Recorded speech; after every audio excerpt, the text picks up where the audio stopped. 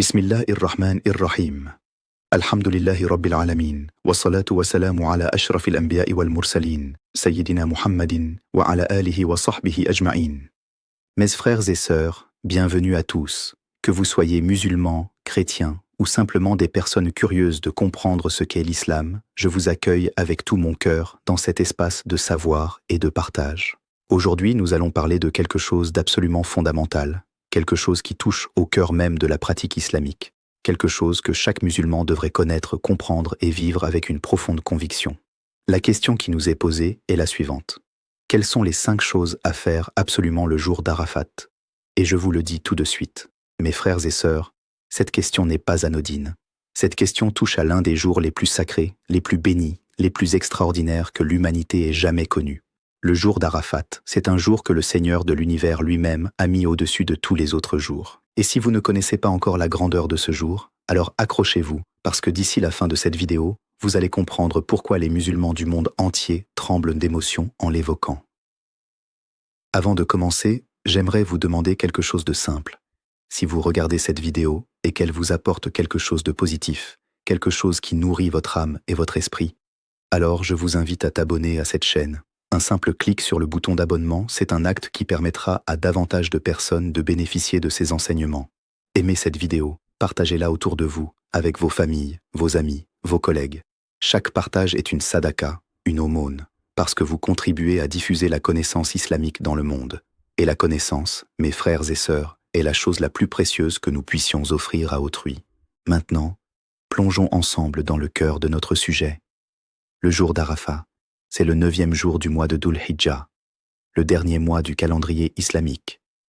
C'est le jour central du pèlerinage, du Hajj, ce 5e pilier de l'islam qui représente l'aboutissement de la foi pour ceux qui ont la capacité de l'accomplir. Mais ce que beaucoup de musulmans, et encore plus de non-musulmans, ignorent, c'est que le jour d'Arafat n'est pas réservé aux pèlerins qui se trouvent physiquement à la Mecque. Non, mes frères et sœurs. Ce jour appartient à toute la Ummah, à l'ensemble de la communauté musulmane, où qu'elle se trouve sur cette terre.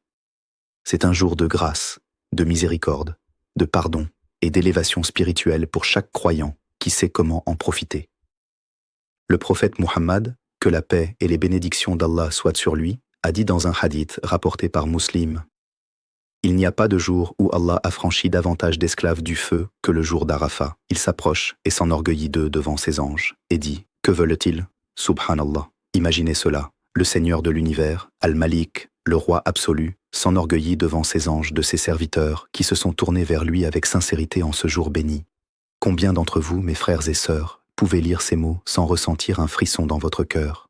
Combien d'entre vous voudraient de faire partie de ceux dont Allah se vante devant ses anges? Et pour cela, il faut savoir comment utiliser ce jour. Il faut savoir quelles sont les actions qui plaisent à Allah en ce jour particulier. Il faut comprendre avec profondeur et avec sincérité ce que le prophète, que la paix soit sur lui, nous a enseigné à ce sujet. C'est précisément ce que nous allons faire ensemble aujourd'hui. Nous allons explorer les 5 choses à faire absolument le jour d'Arafat, non pas comme une liste froide et mécanique, mais comme un voyage spirituel qui, Inch'Allah, transformera la façon dont vous vivez ce jour béni.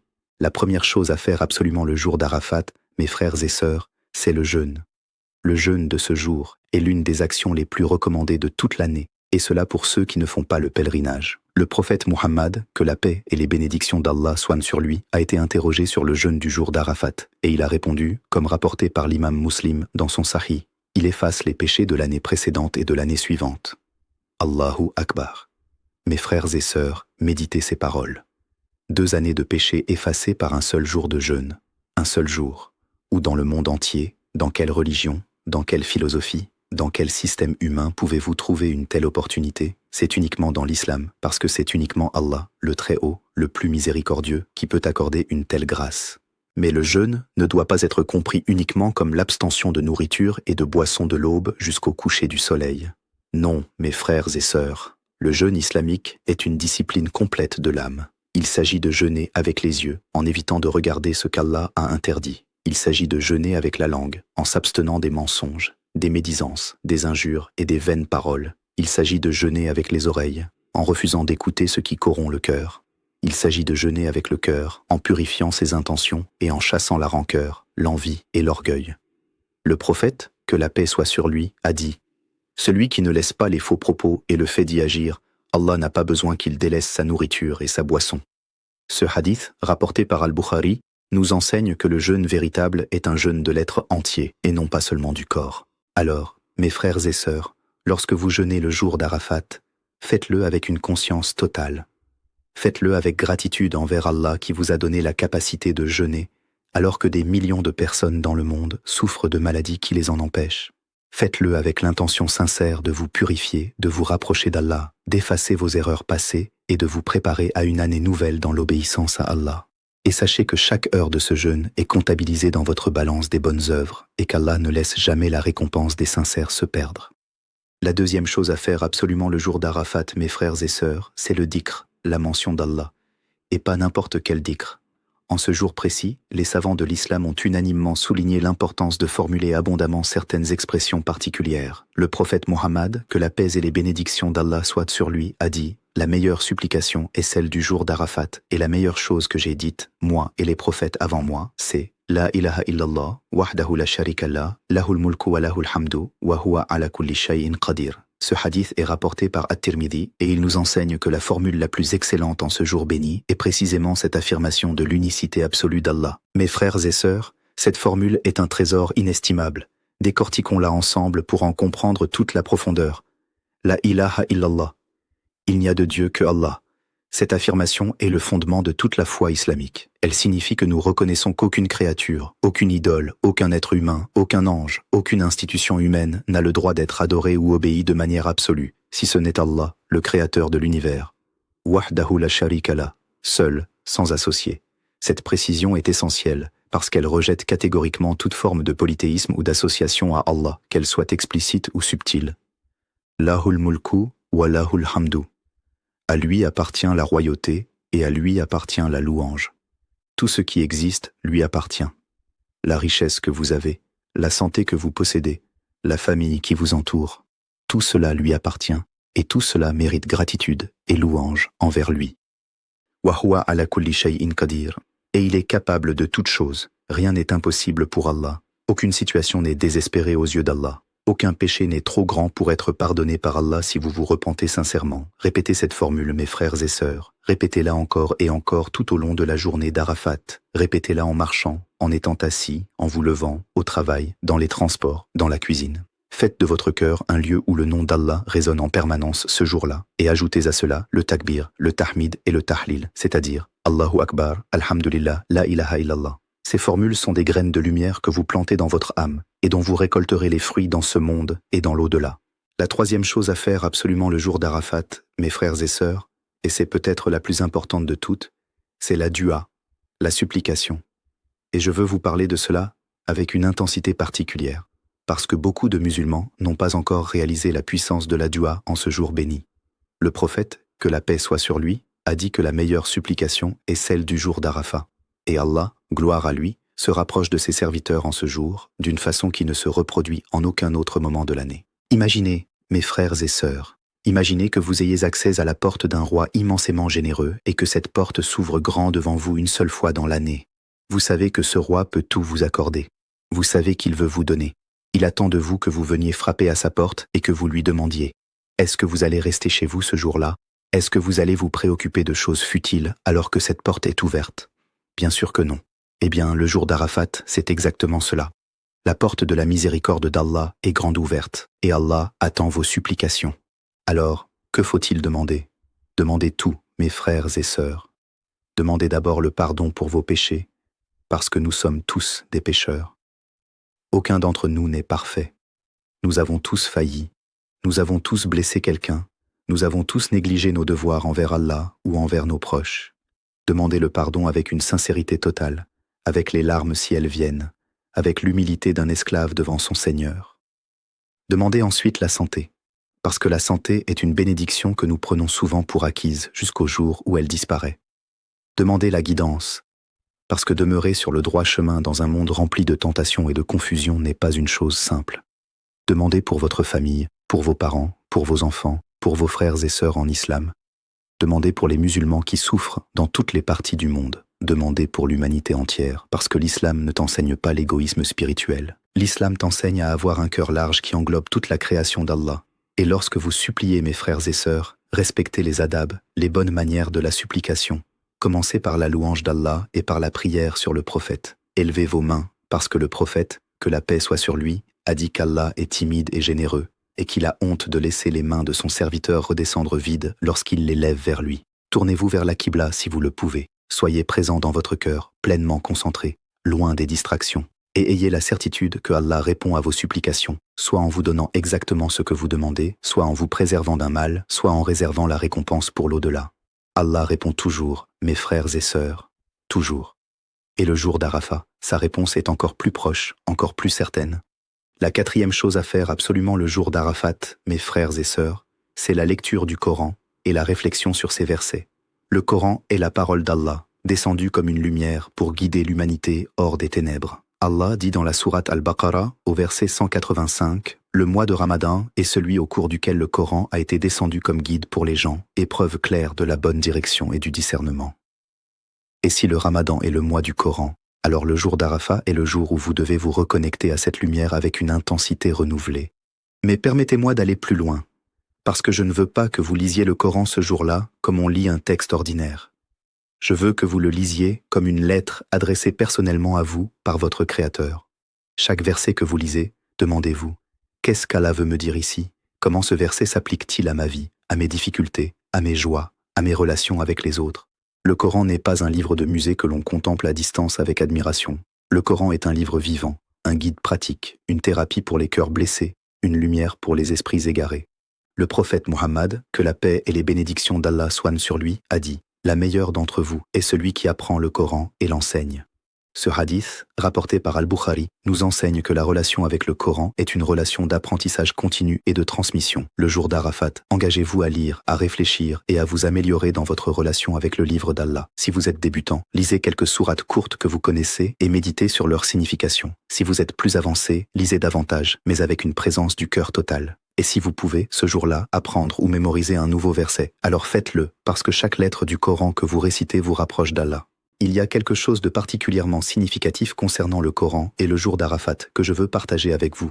C'est en ce jour du pèlerinage de l'adieu, lors du dernier Hajj du prophète, que fut révélé le verset qui est considéré par de nombreux savants comme le dernier verset révélé sur les obligations de la religion. Allah dit dans la sourate Al-Maïda, au verset 3, « Aujourd'hui, j'ai parachevé pour vous votre religion, accompli sur vous mon bienfait, et agréé pour vous l'islam comme religion. » Ce verset est une déclaration universelle, un testament divin, que la religion est complète, que rien ne manque, que tout ce dont l'humanité a besoin pour vivre une vie heureuse, juste et épanouie est contenu dans l'islam.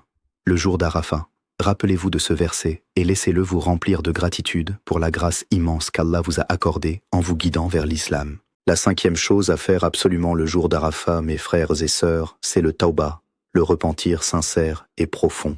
Et je veux vous parler du repentir, non pas comme d'une formalité religieuse, mais comme de l'acte le plus libérateur, le plus transformateur, le plus beau que vous puissiez accomplir en tant qu'être humain. Nous vivons dans une époque où les gens ont honte de reconnaître leurs erreurs. La culture dominante nous pousse à justifier nos fautes, à les minimiser, à les cacher. Mais l'islam nous enseigne quelque chose de radicalement différent.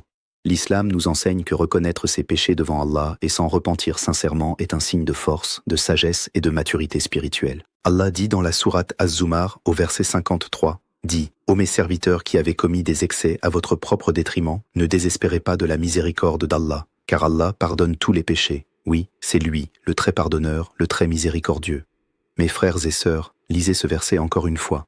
Allah pardonne tous les péchés, pas certains péchés, pas les péchés légers, pas les péchés commis par inadvertance, tous les péchés, à condition que le repentir soit sincère et que vous ne retourniez pas à ces péchés. C'est une promesse divine, et Allah ne manque jamais à ses promesses. Le tawbah sincère comprend plusieurs conditions que les savants de l'islam ont identifiées. Premièrement, vous devez regretter sincèrement vos péchés. Ce regret doit venir du cœur, pas seulement des lèvres. Il ne suffit pas de dire « astaghfirullah » de la langue pendant que le cœur est indifférent. Le regret authentique, c'est cette douleur intérieure que vous ressentez en réalisant que vous avez désobéi à celui qui vous a créé, qui vous a nourri, qui vous a accordé tout ce que vous possédez. Deuxièmement, vous devez cesser immédiatement l'acte de péché que vous commettez. Vous ne pouvez pas vous repentir d'un péché tout en continuant à le commettre. C'est une contradiction fondamentale. Troisièmement, vous devez prendre la résolution ferme de ne pas revenir à ce péché. Vous ne savez pas si vous tiendrez toujours cette résolution, parce que nous sommes humains et fragiles, mais l'intention sincère de ne pas recommencer est une condition essentielle du repentir. Et quatrièmement, si votre péché a causé du tort à une autre personne, vous devez faire votre possible pour réparer ce tort, que ce soit en lui restituant ce que vous lui avez pris, en lui demandant pardon, ou en compensant le préjudice causé. Le jour d'Arafat, mes frères et sœurs, est le jour idéal pour accomplir ce grand acte de purification. Passez en revue votre vie avec honnêteté. Identifiez les péchés qui pèsent sur votre conscience, les mensonges que vous avez dits, les personnes que vous avez blessées, les obligations envers Allah que vous avez négligées, les droits des autres que vous avez violés, et apportez tout cela devant Allah en ce jour béni, avec une humilité totale, avec une confiance absolue en sa miséricorde, et avec une résolution ferme de devenir une meilleure personne. Le prophète Muhammad, que la paix et les bénédictions d'Allah soient sur lui, a dit « Celui qui se repent d'un péché est comme celui qui n'en a pas commis ». Ce hadith, rapporté par Ibn Majah, est une promesse extraordinaire. Le repentir sincère efface le péché comme s'il n'avait jamais existé. C'est la beauté incomparable de l'islam. Maintenant, mes frères et sœurs, j'aimerais approfondir chacun de ces 5 éléments en les reliant à des réalités pratiques de notre vie quotidienne, parce que la connaissance sans application reste stérile. Concernant le jeûne, je veux vous dire quelque chose d'important.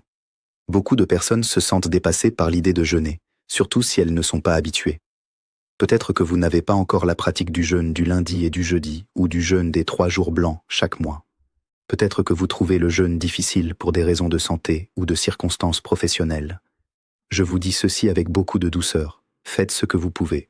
Si vous êtes en bonne santé et que rien ne vous en empêche, alors le jeûne du jour d'Arafat est une opportunité que vous ne devriez pas manquer pour rien au monde. Mais si vous avez une excuse valide, alors compensez par une abondance des autres actes d'adoration que nous avons mentionnés. Allah connaît vos intentions et vos capacités, et il ne charge aucune âme au-delà de ce qu'elle peut supporter. Concernant le dhikr, je voudrais vous donner un conseil pratique. Dans notre monde moderne, nous sommes constamment distraits par nos téléphones, par les réseaux sociaux, par les nouvelles, par les conversations futiles.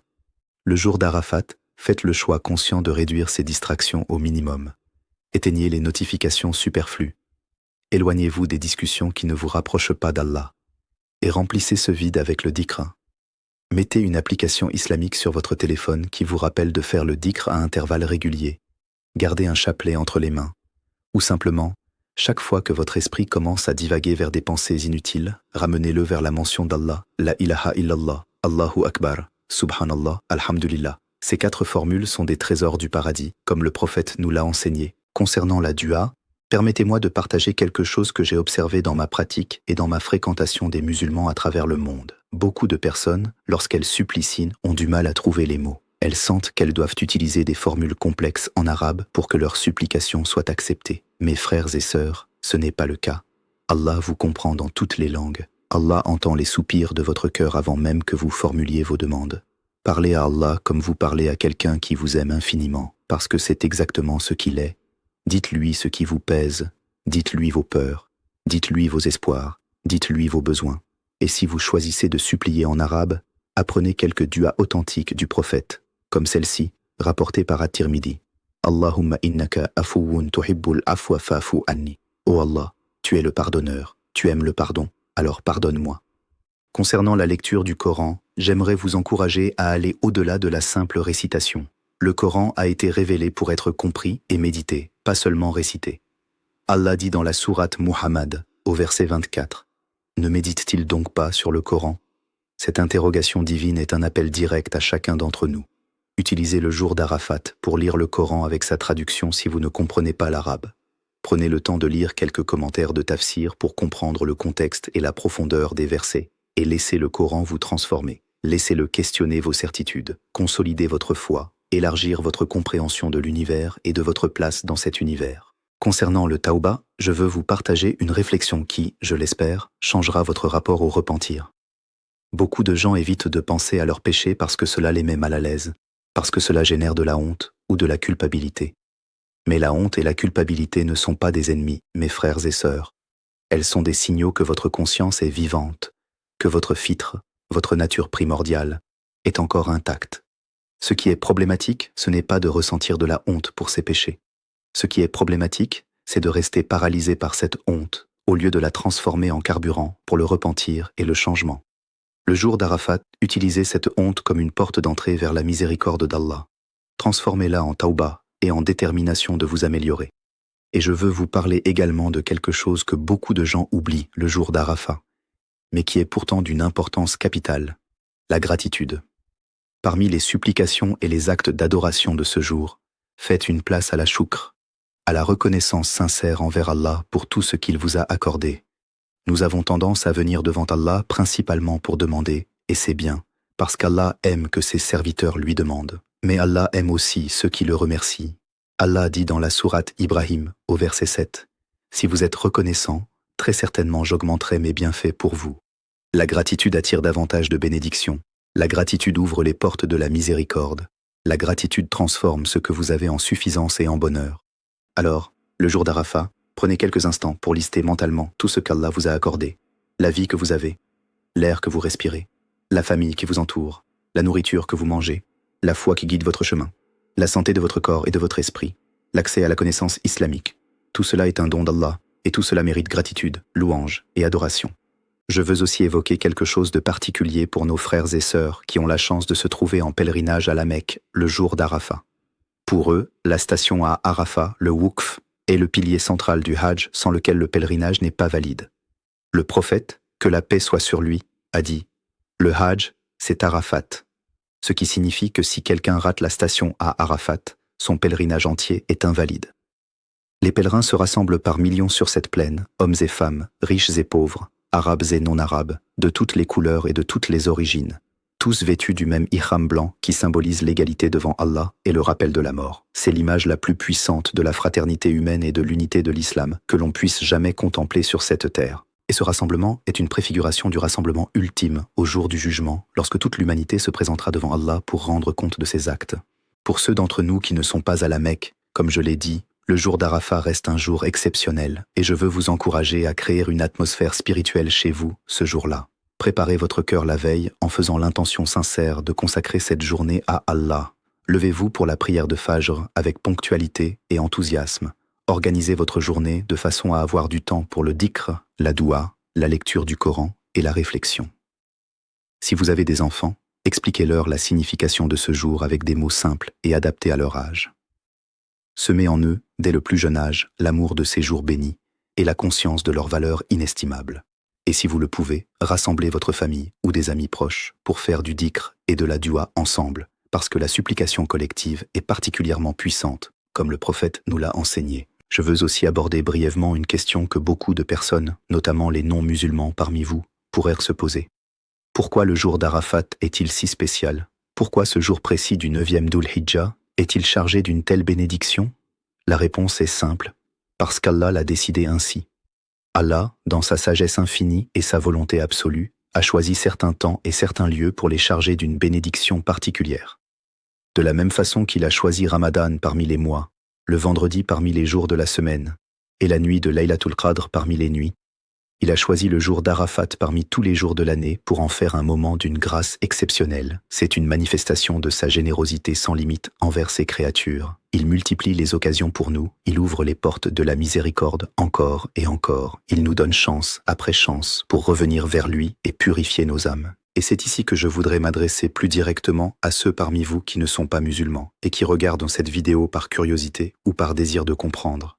Je vous accueille avec tout mon respect et toute ma chaleur. Ce que vous voyez dans l'islam, ce n'est pas une religion de contrainte ou de rigueur aveugle. Ce que vous voyez, c'est une relation d'amour entre un créateur et ses créatures. Un créateur qui multiplie les occasions pour que ses serviteurs reviennent vers lui. Un créateur qui se vante de ses serviteurs devant ses anges. Un créateur dont la miséricorde précède sa colère, comme le prophète Muhammad nous l'a enseigné. Si vous cherchez la vérité avec un cœur sincère, je vous encourage à continuer à explorer, à poser des questions et à lire le Coran avec une ouverture d'esprit. La vérité est lumineuse et elle attire ceux qui la cherchent sincèrement. Mes frères et sœurs, alors que nous approchons de la conclusion de ce discours, je voudrais récapituler les 5 choses à faire absolument le jour d'Arafat. Premièrement, le jeûne, qui efface les péchés de 2 années. Deuxièmement, le dhikr abondant, en particulier la formule « La ilaha illallah, wahdahu la sharika la, lahul mulku wa lahul hamdu, wa huwa ala kulli shay'in qadir ». Troisièmement, la doua sincère et abondante, en demandant tout ce dont vous avez besoin dans ce monde et dans l'au-delà. Quatrièmement, la lecture et la méditation du Coran en vous reconnectant à la parole d'Allah avec présence et réflexion. Et cinquièmement, le tawbah, le repentir sincère et profond en vous tournant vers Allah avec humilité, en regrettant vos péchés, en cessant de les commettre et en prenant la résolution ferme de ne pas y revenir. Ces 5 actes, mes frères et sœurs, constituent un programme spirituel complet pour ce jour béni. Ils engagent votre corps à travers le jeûne, ils engagent votre langue et votre mémoire à travers le dhikr. Ils engagent votre cœur et vos besoins à travers la dua. Ils engagent votre intellect et votre compréhension à travers la lecture du Coran. Et ils engagent votre conscience et votre volonté à travers le repentir. C'est ainsi que le jour d'Arafat devient une expérience transformatrice et non pas seulement une date dans un calendrier. Je veux terminer avec une exhortation qui me tient profondément à cœur. Nous vivons dans une époque de confusion, de distraction et de superficialité. Nous sommes bombardés d'informations, de divertissements, de sollicitations de toutes sortes. Nos cœurs sont souvent épuisés, nos esprits surchargés, nos âmes assoiffées sans que nous sachions exactement de quoi. Eh bien, mes frères et sœurs, ce dont nos âmes ont soif, c'est d'Allah. Ce dont nos cœurs ont besoin, c'est de cette connexion profonde avec notre Créateur. Et le jour d'Arafat est précisément ce cadeau divin qui nous est offert pour étancher cette soif, pour nourrir cette âme, pour rafraîchir ce cœur fatigué. Allah dit dans la sourate Ar-Ra'd, au verset 28, « C'est par le rappel d'Allah que les cœurs trouvent la quiétude. » La sérénité que vous cherchez dans les voyages, dans les achats, dans les relations humaines, dans les accomplissements professionnels, cette sérénité n'est accessible que par le rappel d'Allah. Et le jour d'Arafat, c'est le jour du grand rappel, le jour de la grande reconnexion, le jour où les cœurs du monde entier se tournent vers la Mecque et vers Allah avec une synchronicité spirituelle unique. Ne laissez pas ce jour passer comme un jour ordinaire. Ne laissez pas les obligations du monde vous voler ce trésor. Préparez-vous à l'avance, informez votre entourage de l'importance de ce jour. Prenez les dispositions nécessaires pour avoir du temps libre ce jour-là. Investissez dans votre âme comme vous investissez dans votre carrière, dans votre santé et dans votre famille. Parce que c'est votre âme qui vous accompagnera pour l'éternité, long après que votre corps aura retourné à la terre. Et souvenez-vous, mes frères et sœurs, que chaque année où vous traversez le jour d'Arafat dans la négligence est une occasion manquée dont vous pourriez regretter l'absence le jour du jugement. Mais chaque année où vous vous levez pour ce jour avec détermination, sincérité et amour pour Allah, c'est une pierre de plus dans l'édifice de votre paradis. Et Allah, par sa grâce infinie, récompense les efforts sincères de ses serviteurs d'une façon qui dépasse toute imagination humaine. Que Allah vous accorde la tawfiq, la grâce et la capacité d'accomplir ces 5 actes avec sincérité et excellence le jour d'Arafat. Que Allah accepte vos supplications, efface vos péchés et élève vos rangs auprès de lui. Que Allah accorde sa miséricorde à tous les musulmans qui souffrent à travers le monde et qu'il guide vers la lumière de l'islam toutes les âmes qui cherchent la vérité. Amin. Avant de vous laisser, je vous invite une dernière fois à vous abonner à cette chaîne si vous ne l'avez pas encore fait. Votre abonnement nous permet de continuer à produire ces contenus islamiques en français et à toucher davantage de personnes qui ont besoin de ces enseignements. Aimez cette vidéo parce que chaque like nous aide à atteindre plus de personnes dans l'algorithme. Partagez cette vidéo autour de vous, avec vos proches, vos amis, votre famille. Chaque partage est une sadaqa jaria, une aumône continue dont vous récoltez les bienfaits tant que d'autres personnes en profitent. Et dans les commentaires, je vous invite à écrire Allah Akbar pour témoigner de votre amour pour Allah et de votre reconnaissance pour ce contenu islamique. Allah Akbar, mes frères et sœurs, qu'il soit exalté maintenant et pour toujours. Jazakumullahu khayran. Que Allah vous récompense abondamment. Assalamu alaikum wa rahmatullahi wa barakatuh.